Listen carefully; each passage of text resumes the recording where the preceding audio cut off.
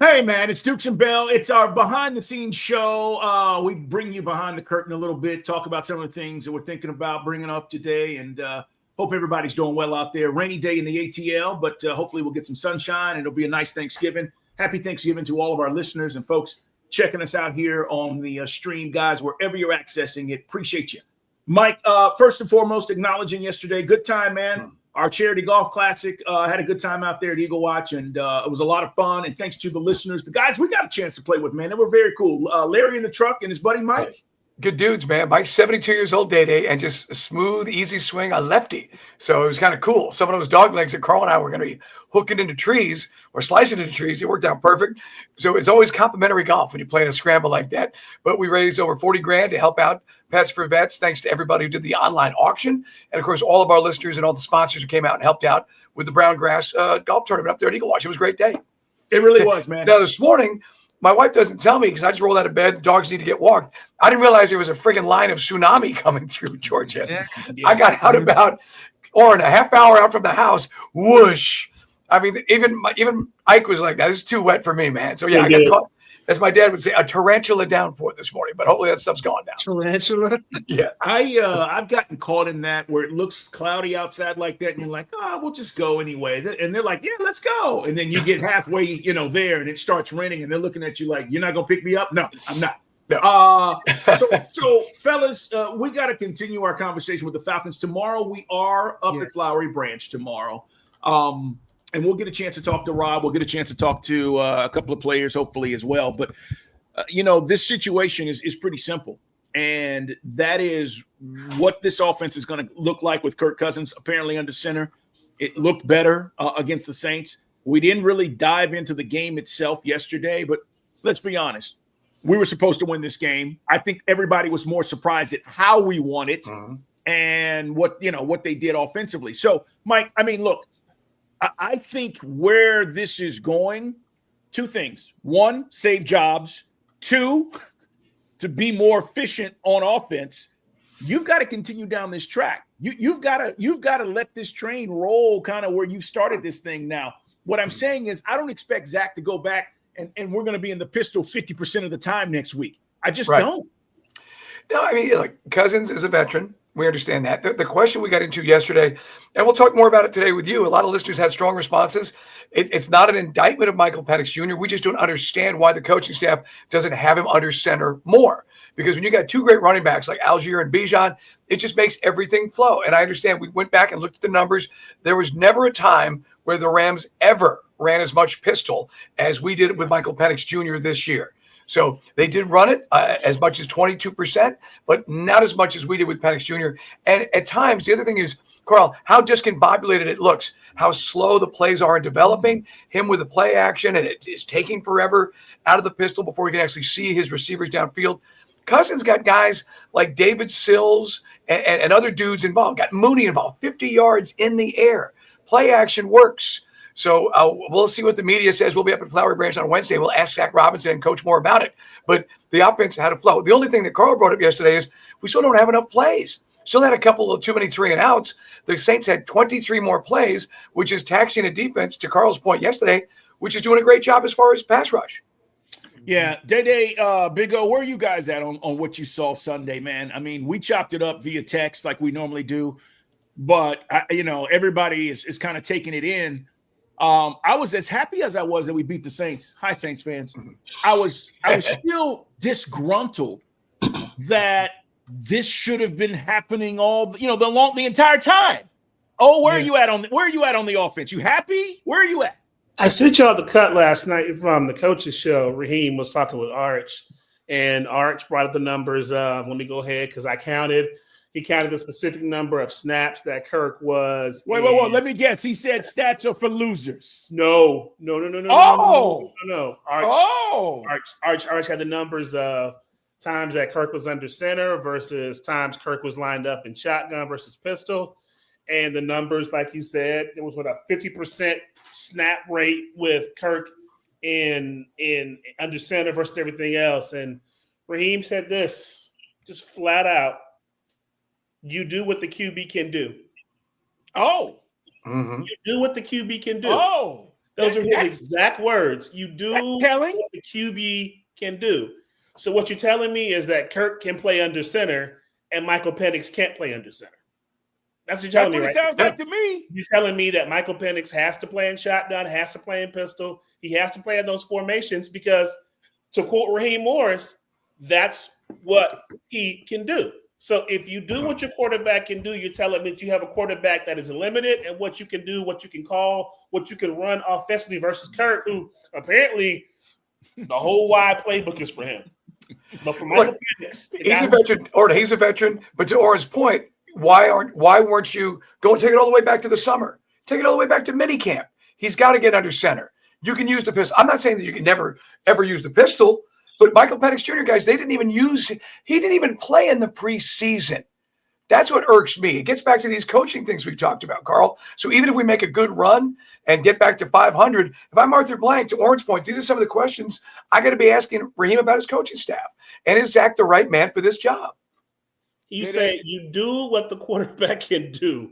And it's just, that was very sort of like, whoa, right. Like I get the quote after the game where it was, we're more comfortable with Kirk under center than we are with Penix.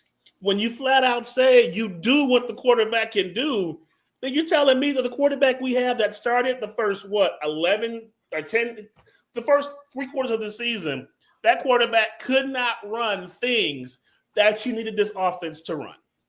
Basically, yes. That's exactly what he's saying. Day, where you at, brother, on this, man? I mean, I texted in our thread the other day when we were all kind of reacting to this, and you guys touched on it yesterday, but it just kind of made me think like a couple things. One, were the Falcons so upset with Kirk Cousins that they kind of were stubborn, right? And instead of going back to him, which they should have done at the beginning of the season, like you guys said, they were so upset that how things transpired last year, they fast forwarded their plan of transitioning into Michael Penix, and he wasn't ready, right? And then I thought about it too. I was like, because we did see Kirk Cousins in the pistol last year, and we were like, why are they doing this? And it was kind of almost like, okay, was Zach Robinson trying to like learn what he was going to be able to do, and then hopefully this would be able to transition into Michael Penix? Like, it was just so many questions out there, but ultimately it just came back to me for like, you guys were stubborn. You guys were had your panties in a bunch about what happened with Kirk Cousins, that instead of saying, all right, let's be smart about this, let's not rush this kid out there because it's not time, let's stick to the script. Kurt, you screwed us, but it is what it is. We're still moving forward with you. No, we're mad at you. We're going to take our ball and leave, and we're bringing Michael Penix with us. That's what I took away from it, because it was like. But Day, Michael Penix Jr., the thing is, Carl, he's 25. This isn't a 21-year-old. That's what I don't understand. And he did play under center at Washington. Yes, he was in shotgun a lot, but he does have experience under center. Then it's like, okay, did Terry Fontenot draft the wrong guy? And then where's this disconnect between the front office and the coaching staff? To Day's point, Kirk pulled his number. I'm fine. I'm not hurt. Okay, yeah, I was really hurt. And to Day's point, now they make this pivot, but then you pivot with an offensive coordinator who can't develop a young quarterback. And they don't coach him up. So we don't maximize the things that make this offense work. So the quarterback decision of 2024 is the stupidest decision ever made in the history of the NFL. Yeah. The way the handlers are subsequently handling it. Yeah. And to you guys' point yesterday, we're having this discussion instead of talking about, which we should have been talking about how good this defense has been all year long. Yeah. But the offense has continually let us down throughout the season, and it's overshadowed. Like, everybody kind of wants to talk about the fact that, and I was one. I raised my hand. The Colts game, I was like, the defense needs to be held a little bit accountable for not being able to get off the field on 3rd and 21 and win the game. But at the same time, if, like you guys say, if the offense can't stay on the field more than 3 plays or 9 plays, like, then you're not going to be able to have your defense maybe step up in a most needed moment. I hope we're all wrong about this. And what I mean is, I hope that Michael Penix can play under center. And I hope we're all wrong about this. But if he could do it, why haven't they already done it with him? Done it. Mm-hmm. And You it's do what the quarterback can concerning. do, Carl. You do what the quarterback can do. It's concerning that this is where we're at. And why is it concerning? Because he's supposed to be the quarterback of the next decade for this franchise. I might be starting to believe that's not going to happen. And it has nothing to do with him as a person or his skill set. But if this is going to be the coordinator and you are limiting the playbook because of your quarterback's inability, allegedly, to do what you're asking other people to do, and he's able to do it, that's a problem, y'all. We got a problem. And I hate to put it on Michael Penix because Mike is right. You had time to get him there if this is what you wanted to do. Yet you chose to say, well, he's better in the shotgun. It'll be better for us, and we'll just do it. Either way, it's something we'll be talking about today at 2 o'clock. We got to talk about the Hawks, guys, because, look, they're 8-3 without Trae Young. Let's be clear. Jalen Johnson is the new. Jalen Johnson is the new hotness. Jalen Johnson is your new star. I am not taking anything away from Trae, but you guys know, and I say it to you guys all the time, size matters. It does. He's 6'9". He can handle, finish above the rim, and he's hard to guard. Mike, this dude right now, and let me put this in perspective. There are two guys in the league that are averaging 20 points, 9 rebounds, 7 assists. He's one of them. You guys know who the other guy is? Joker. Joker is arguably the best player in the league. Yeah, so when he's a Hall of Famer. Yeah. So when you start talking about Jalen and what he's doing right now without Trae on the floor, right, he's the new.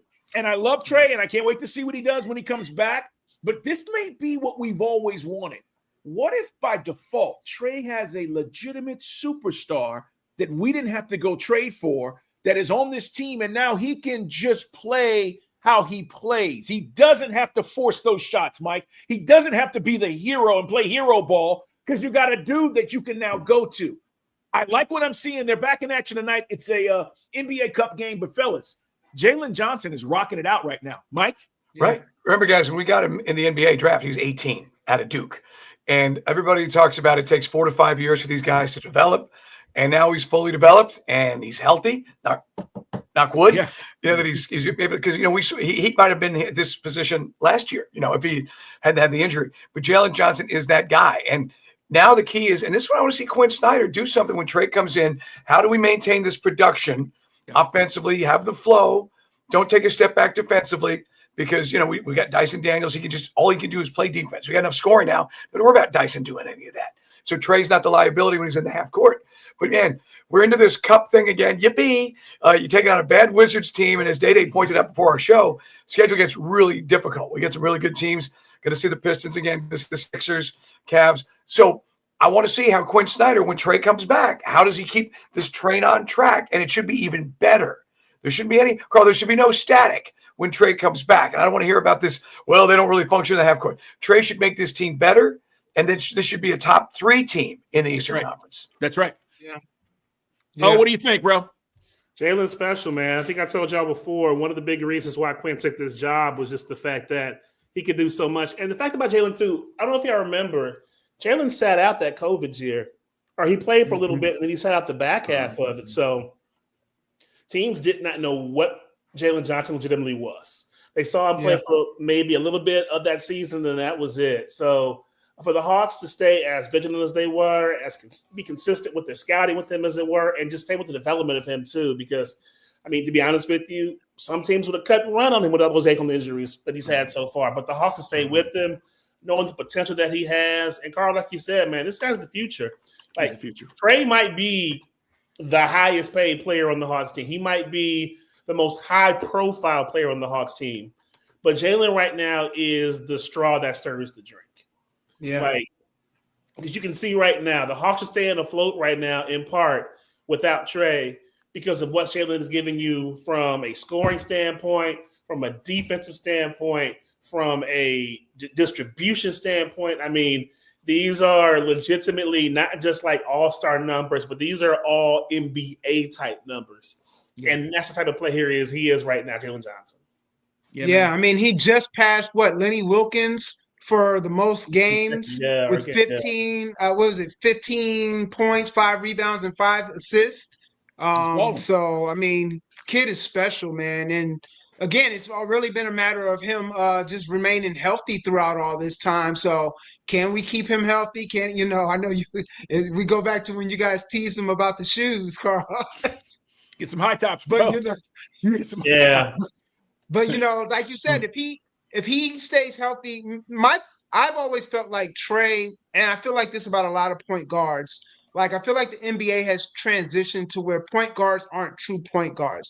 This might be my old man get off your lawn moment, but when you look at John Stockton, he was an all-star because of how he facilitated. He wasn't an all-star the ball up and then got the offense started. You know what I'm saying? He wasn't an all-star because he was dropping 25, a night. And I feel like Trae is special in the sense that he can be a great facilitator, and now maybe he finally has the right pieces around him that allows his real talents of being an offensive general on that court to start to flourish a little bit more, especially when you got someone like Jalen who is just, again, the kid is really special. I'll leave you guys with this. We'll talk more today about this and much more. Barbara Dooley's going to join us a day ahead of time, actually 2 days ahead of time, because Thanksgiving is Thursday. So we'll talk Dogs, Georgia Tech, big rivalry, we know. And we'll get her thoughts on college football. Also, we'll talk to Seth Emerson, guys. Get the national perspective tonight. College Football Playoff Committee gets the new rankings out. Don't think a lot changes. I think after this weekend, a lot could change with rivalry games. But I'll leave you with this. I've had a lot of these conversations about the finishing part of this Hawks team. And when you look around the league, Detroit's killing it right now, right? 13 in a row last night. They won the 13. So their closer is a 6'9" dude. Cade Cunningham, right? Yeah. Kevin Durant. You can just look at the history of the NBA. And this is a conversation I've had with a lot of people about our team. When you have smaller guys like Trae, and he's trying to create, and then let's say he beats his guy, he's still got to get in there amongst the trees, right? A lot of times we've seen him come up short. Sometimes that teardrop doesn't work in the half court in the playoffs. Yeah. It's hard. It's different when I can drop the ball into a 6'9" dude and he can go to work. Dominique was that guy, right? Mike was that guy. Like Charles Barkley, he wasn't 6'9", but he was just so stout. Those are the kind of things that we've been missing. We thought Jalen or John Collins might be that guy. Never was. Mike talked about it a lot. But I'm just saying, like, we don't realize how big of a deal this is until we get into these series later in the year and you're able to just go, Jalen, go get one. Instead of having Trae out there trying to, it's too much. It's too much. And everybody's standing around like waiting to see what he's going to do. We'll see how it plays out. They play tonight. We'll talk more about that. We'll get into this Gainesville High School situation too, guys. It's a big deal in the state of Georgia. If you're not familiar with the story, we'll fill you in. But we talked a little bit about it yesterday. Multiple players potentially might be suspended for their next round of the playoffs. They had a hearing today, so we'll dive into that as well, Mike, and get people caught up because it's a big deal with high school football. And again, the coach's argument. Data and I were watching some of this stuff live today with the state meeting with the state high school association. You got guys on the field. When another team starts acting the fool, kids got to defend themselves. Where do you draw the line between, okay, maybe kids who came off the bench and got in this thing, but it's tough because one team was getting basically humiliated and they showed their ass. And Gainesville's just trying to move on to the next round. And now you got potentially 39 kids, including a ton of starters. They're going to be lost. And that basically ends their chances. Yeah, man. We'll dive into it. Thank you guys for being here. We got to run, man. 2:00 today on Sports Radio 92.9 The Game.